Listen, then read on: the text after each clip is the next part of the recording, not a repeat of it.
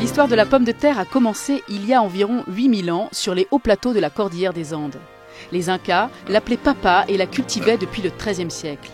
Mais quel est son chemin jusqu'à nos assiettes ?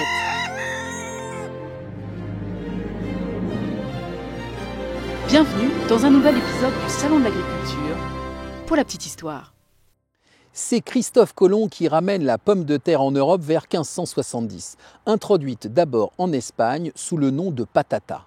Elle se diffuse timidement vers l'Italie et les États pontificaux la prénomment taratoufli, petite truffe.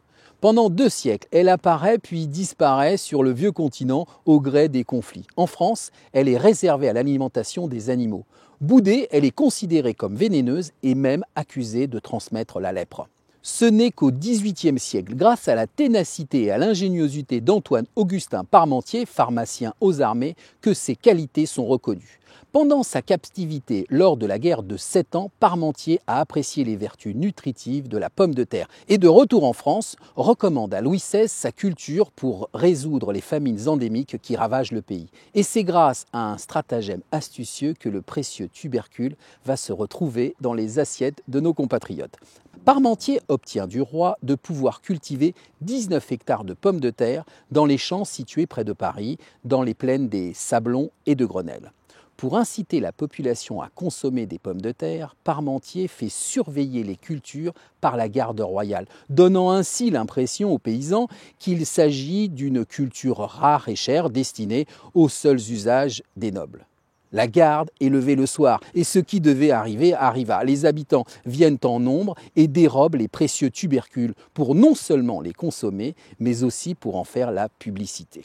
Le couronnement de l'action promotionnelle de Parmentier est le dîner qu'il offre à Louis XVI et Marie-Antoinette en 1785 et au cours duquel ne sont servis que des plats à base de pommes de terre. Dès lors, la pomme de terre s'envole, pour ainsi dire. Son implantation ne fait que progresser en France et en Europe, puis dans le monde entier. Les variétés sont nombreuses. En 1777, Parmentier en dénombre déjà une quarantaine.